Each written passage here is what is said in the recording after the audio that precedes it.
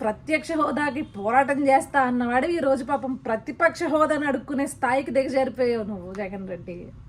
అడుక్కుంటంలో కూడా అంత కొవ్వెందుకు నీకు, అంత బలిపెందుకు? అందుకే కదా నిన్ను ప్రజలు ఆఖరికి నీకు ప్రతిపక్ష హోదా కూడా వద్దురా బాబు, పక్కకు పో, నీ వల్ల రాష్ట్రానికి నాశనం తప్పించి నువ్వు ఏ హోదాలో కూర్చున్నా రాష్ట్రానికి నాశనం, వెళ్ళి ఆ పక్క రాష్ట్రాల్లో తగలబడి ఇక్కడ వద్దు అని చెప్పేసి గెంటేసింది.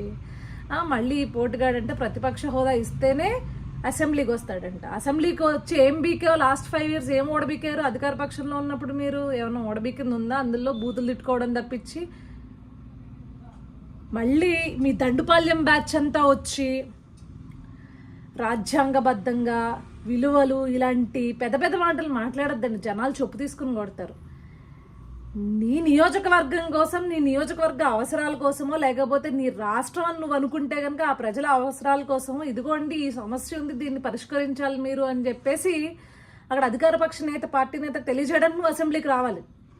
అంతేగాని అసెంబ్లీ సెషన్స్ అసలు స్టార్ట్ అవ్వకముందే, డిస్కషన్ స్టార్ట్ అవ్వకముందే వెనుజూపు వెనక్కి పారిపోతుంటే నువ్వేం మొగోడు స్వామి, నాకు అర్థం కాదు. మళ్ళీ రాయలసీమలో పుట్టాను పులి అని చెప్పేసి ఎలివేషన్ చేసుకుంటావేంటి? నీ నియోజకవర్గ ప్రజల అవసరాల కోసం నువ్వు వచ్చి మాట్లాడాలి. వాళ్ళందరూ ఓట్లేసినందుకు ఏదో పెద్ద నేను ఓడబీకేన్ రాష్ట్ర ముఖ్యమంత్రిగా అని చెప్పేసి ఒక 11 సీట్లు తెచ్చుకున్నావు కాబట్టి ఆ 11 సీట్లలో ఉండే ఆ 11 నియోజకవర్గాల్లో ఉన్న ప్రజల అవసరాల కోసం మాట్లాడాలి. లేదు అంటే నువ్వు రాష్ట్రానికి పెద్ద రిప్రజెంటేటివ్ అని ఫీల్ అవుతూ ఉంటావు కదా. నీకు నిజంగా రాష్ట్ర ప్రజల మీద కన్సర్న్ ఉంటే కనుక రాష్ట్ర ప్రజల కోసం వచ్చి నువ్వు దమ్ముంటే నీకు ఒక్కడికి సీట్ ఇచ్చినా వచ్చి నువ్వు ఒక్కడికి నీ ప్లేస్లో నుంచుని ఇది అని చెప్పేసి నీకు నిజంగా ప్రజల కన్సర్న్ ఉంటే మాట్లాడాలి. ప్రజల మీద కన్సర్న్ ఉంటే అబ్బే ముందే మనకి హోదాలు కావాలి, ప్రోటోకాల్స్ కావాలి, ఇవన్నీ కావాలి మనకు అనమాట. అవి ఉంటేనే మనం వస్తాం. లేకపోతే రాష్ట్ర ప్రజలు ఏమైపోతే నీకెందుకు, నీ నియోజకవర్గంలో ఉన్న ప్రజలు ఏమైపోతే నీకెందుకు? ఈ పదవులు లేకపోతే ఈ ప్రోటోకాల్స్ అనుభవించడానికని ఓట్లేసింది కాదు కదా. రాష్ట్ర ప్రజల కోసం లేకపోతే రాష్ట్ర ప్రజల తరపున ఏదైనా గొంతు వినిపిస్తావేమో అని చెప్పేసి నేను నమ్మి నీకు ఇంత అని చెప్పేసి ఓట్లేశారు.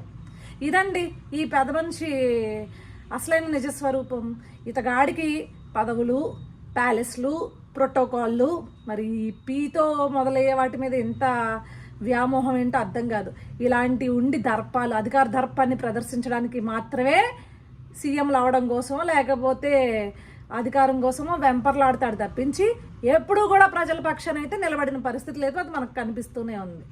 ఇలాంటి వాడిని ఇంకొకసారి నేను ప్రజల కోసం రాజ్యాంగబద్ధంగా ప్రజల కోసం నేను నిలబడతాను, మాట్లాడతాను అని అంటే ముందు అసెంబ్లీకి వచ్చి మా కోసం మాట్లాడండి అని అడగండి.